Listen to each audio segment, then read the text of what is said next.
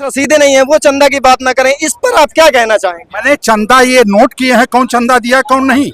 मैं खुद चंदा दिया हूँ, मेरा नाम नोट किया क्या वहाँ। हाँ, मैं अभी यही सवाल एक और भाई से बोला था तो उन्होंने ये कहा कि अगर हमारे पास रसीद नहीं है तो हम चंदा की बात ना करें। फिर इनके पास इनके पार्टी में कोई भी शहीद नहीं है आजादी की लड़ाई। चंदा के लिए शहीद हो रहे हैं, ये चंदा लूट रहे हैं।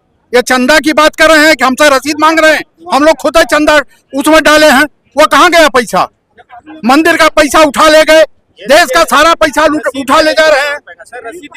ये देखिए रसीद ऑनलाइन मैसेज का रसीद श्री राम जन्मभूमि तीर्थ क्षेत्र का है कि नहीं, मैसेज आता है। जब आप उसमें चंदा कैसे कह रहे हैं कांग्रेसी लोग ने चंदा नहीं दिया, तो आप भी चंदे का बताइए बेटा, चंदा के बारे में क्या कहना, चंदा चोरी के बारे में? देखो, चंदा चोरी से लेके, चढ़ावा चोरी से लेके, पेपर चोरी से लेके, जमीन चोरी से लेकर के पूरा देश के साथ चोरी ही तो की है। यहाँ तक किया है कि हमारे जवानों को भी जो शहीद किया वो भी चोरी ही है। ये बात बिल्कुल आपकी सही है कि सरकार को बताने में पूरा लगभग 11 महीने, माफ करना मुझे समय आप एक बताइए, अभी संगम हुआ, हमारा महाकुंभ हुआ था, 16 करोड़ तो लोगों ने वहां दर्शन किए। अगर 100 रुपया 200 रुपए दिए तो कितना चंदा हो गया? ये कितना बता रहे चंदा है? उसके पहले जब जमीन को वहां की खरीदी गई, बेची गई, कितने रुपए में खरीदी गई और फिर बेची गई? क्या योगी जी उस पर जांच करवाई? ये तो नहीं कहते हैं सैया बाई कोतवाल अब डर का है का, तो उसमें कुछ नहीं बचा है। अब कुछ नहीं, ये देश की जनता के सामने इनकी चोरी चमारी, विश्व हिंदू परिषद, बजरंग दल, आरएसएस, और जो आरएसएस है ना, ये राष्ट्रीय सरेंडर संघ है। जब जब देश की जरूरत पड़ी है तो इन लोगों ने हमेशा सरेंडर किया है और देश के खिलाफ हमेशा मुखबरी की है। आज वही लोग पूरे देश के मंदिरों में, उज्जैन के मंदिरों, बद्रीनाथ हो, केदारनाथ हो, वृंदा, सब आरएसएस के लोग बैठे हैं। यहाँ तक जो नीट पेपर लीक हुआ उसमें एनटीए में भी सब आरएसएस और विश्व हिंदू परिषद और बजरंग दल के लोग बैठे हुए हैं। ये कितने भी कानून बना ले, 2024 में यही कानून बना था, उसके बावजूद भी पेपर लीक हुआ। और परसों वाले दिन फिर महाराष्ट्र में, उत्तराखंड में पेपर लीक हुआ। बिल्कुल सही बात है। सवाल एक सवाल और है। मेरा सवाल यह है कि चंदा का पैसा कहाँ मिलेगा?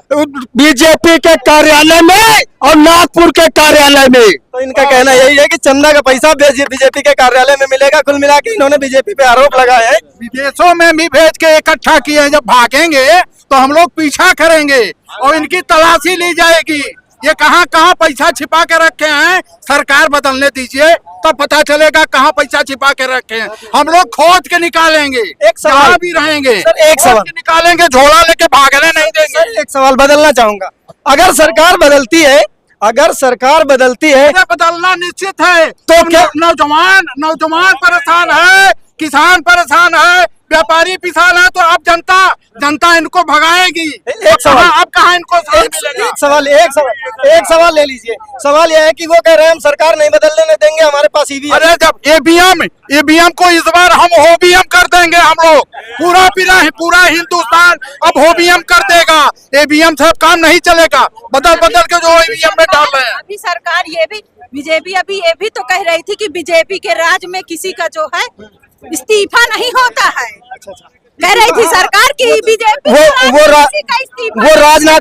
तो आपने अभी देखा कि जंतर मंतर में किस तरह छात्र इकट्ठा होके, छात्राएं इकट्ठा होके, और इनका जो इन्होंने दिया नहीं है बीजेपी इन्होंने दिया थोड़ी नहीं है। ये जो शिक्षा मंत्री का इस्तीफा छात्र ने इनसे जबरदस्ती ले लिया है। हाँ, वो मैं पहले ही बताना चाहूंगा, मैं वहीं पे जंतर मंतर पे मौजूद था। जनता इनके नाक तक पहुंच गई थी, बच्चा इनके नाक तक पहुंच गए थे, उनसे जबड़े से छीन के। आपने देखा होगा कि जंतर मंतर में किस तरह इन्होंने छात्रों के साथ बर्बरता पूर्वक लाठी चार्ज किया, लाठियों में खीली ठुकवा के उनके मार के सर फोड़ दिए। महिलाओं को किस तरह घसीटा गया, किसी का हाथ टूटा, किसी का पैर टूटा। और इन्होंने देखिए कहा ये जो है फायर भी करवाए। एक रिकॉर्ड बन गया है कि आजाद भारत में कोई प्रधानमंत्री पीछे के गेट से बाहर भाग के गया हो।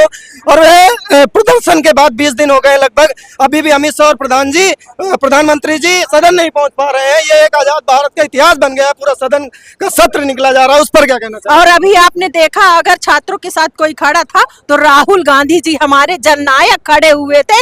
अगर पीएम आवास को किसी ने घेरने का काम किया तो हमारे आदरणीय हमारे नेता प्रतिपक्ष राहुल गांधी जी ने घेरने का काम किया है। और आप लोग देख रहे हैं कि इस सरकार में महंगाई चरम पर है और युवाओं को कोई रोजगार नहीं है। महिलाओं के साथ आए दिन अत्याचार होते हैं, लेकिन ये सरकार महिलाओं के साथ कभी नहीं खड़ी होती है, एक शब्द उनके लिए नहीं निकालने को तैयार है। किसान किस तरह परेशान है, किसान आत्महत्या कर रहा है, लेकिन ये किसानों की बात कभी नहीं करती है। ये केवल तानाशाह सरकार है और ये लोगों के साथ तानाशाही फरमान सुनाती है, तानाशाही दिखाती है। सीधी सी बात है, किसान के पास खेती है तो वो खेती की बात करेगा।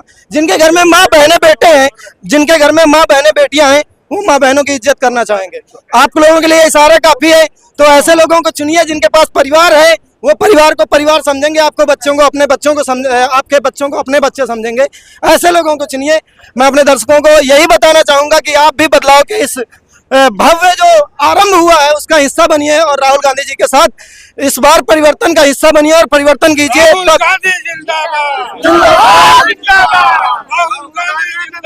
जय हिंद।